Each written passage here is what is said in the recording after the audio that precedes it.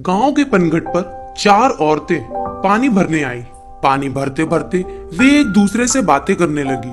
चारों के एक एक पुत्र थे। बातों बातों में उन्होंने अपने पुत्रों के गुणों का बखान करना प्रारंभ कर दिया। पहली औरत बोली, मेरा पुत्र बहुत सुरीली बांसुरी बजाता है। जो भी उसकी बांसुरी सुनता है मंत्र मुग्ध हो जाता है। मैं ऐसा गुणवान पुत्र पाकर बहुत प्रसन्न हूँ। दूसरी औरत बोली, मेरा पुत्र बहुत बड़ा पहलवान है।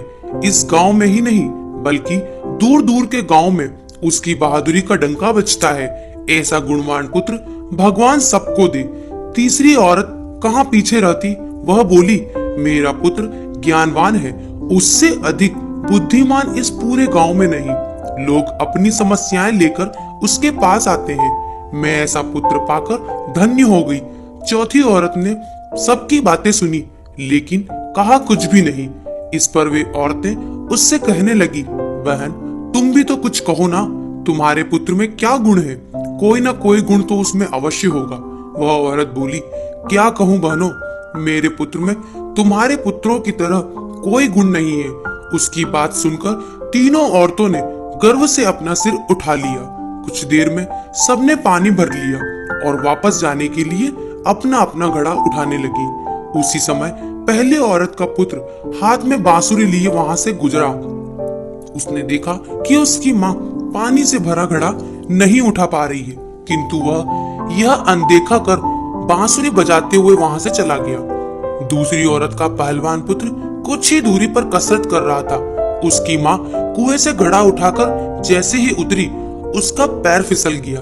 किसी प्रकार वह संभल गई, किंतु पहलवान पुत्र अपनी माँ को नजर उठाकर देखने के बाद भी उसके पास नहीं आया और अपनी कसरत में लगा रहा। तीसरी औरत का पुत्र भी वहां से किताब पढ़ते हुए निकला।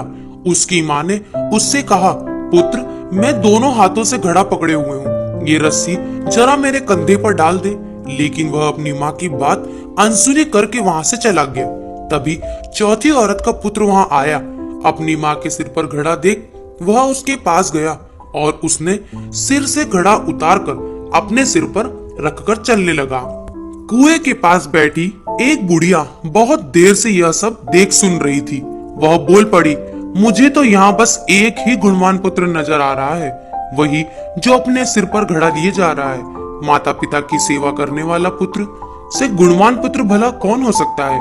दोस्तों, गुणवान वही है जो अपने माता पिता की सेवा करे और साथ ही सबकी सहायता के लिए तत्पर रहे। दोस्तों, कहानी आपको कैसी लगी कमेंट बॉक्स में जरूर बताएं और लाइक करें, शेयर करें, सब्सक्राइब करना ना भूलें।